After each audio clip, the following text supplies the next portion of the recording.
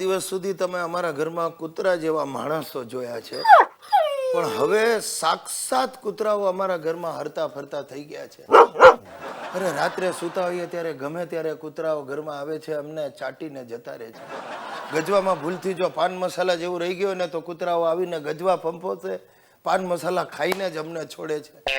અરે ત્યાં સુધી કે મારા બાપુજી તો ઘરની બહાર નીકળે ને ત્યારે કૂતરાઓનું ટોળું આમ પૂંછડી પટપટાવતું ઝાપા સુધી અમને વળાવવા જાય છે. આ બધાનું કારણ શું?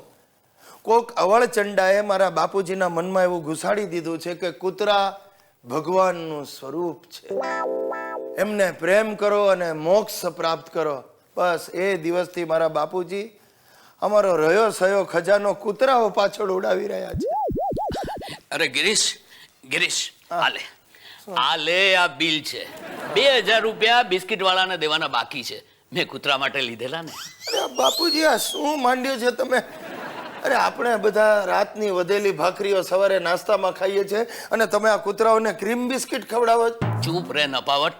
અરે મૂંગા જીવ છે બિચારા, એ લોકોને ક્રીમ બિસ્કિટ ખાવાનું મન થાય કે ના થાય? હું મારા હિતિયાને સાદા બિસ્કિટ નથી ખવડાવતો અને તમે કૂતરાઓને આ ક્રીમ બિસ્કિટ ખવડાવો? હા, અને મેં તો નક્કી કર્યું છે કે મહિનામાં એકવાર બધા કૂતરાઓને પ્રાઇવેટ ટેક્સીમાં બેસાડી લો ગાર્ડન લઈ જઈશ.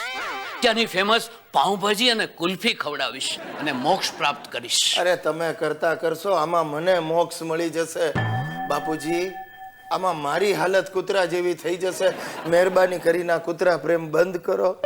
અરે ગિરિયા, કૂતરાનો પ્રેમ માણસના પ્રેમ કરતા વિશેષ હોય છે. મને એ કે ક્યારે તે કોઈ આમ કૂતરાને પ્રેમથી કોઈ માણસને ચાટતા જોયા છે?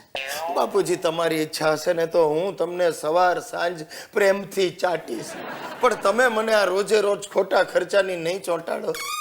ના ગિરિયા, હવે આ કૂતરા પ્રત્યેનો મારો પ્રેમ ઓછો નહીં થાય. હવે તો એ રોજ વધ્યા કરશે.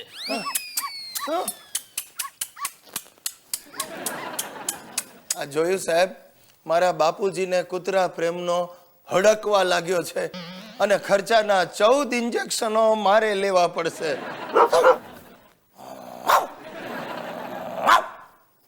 સુશીલા જલ્દી કર, આપણે જયંતિ કાકાના ઉઠમણામાં જવાનું છે, વરઘોડામાં નહીં. ભાઈ ત્રાસી ગયો છું આનાથી. મારી અડધી જિંદગી રાહ જોવામાં જ ગઈ છે. બોલો. ચીસો નહીં પાડો. હજી મારે સફેદ સાડીને ઇસ્ત્રી કરવાનું પણ બાકી છે અને એને મેચિંગ નું સફેદ બક્કલે નથી મળતું મને. અને તું અત્યારે મેચિંગ બક્કલો શોધે ઉઠામણામાં જવા માટે એમને વાળ ખુલ્લા રાખીને ચાલ. ના ભાઈ, તો પહેલા મારે બ્યુટી પાર્લર જવું પડશે. હા, એ વગર નહીં ચાલે. એમ શું નહીં ચાલે? કોને નહીં ચાલે? તારો કે જયંતિ કાકો સ્વર્ગમાંથી તને જોવા આવવાનો છે? અરે ભાઈ મૂકને આ બધી લપન છપન ને ચાલ.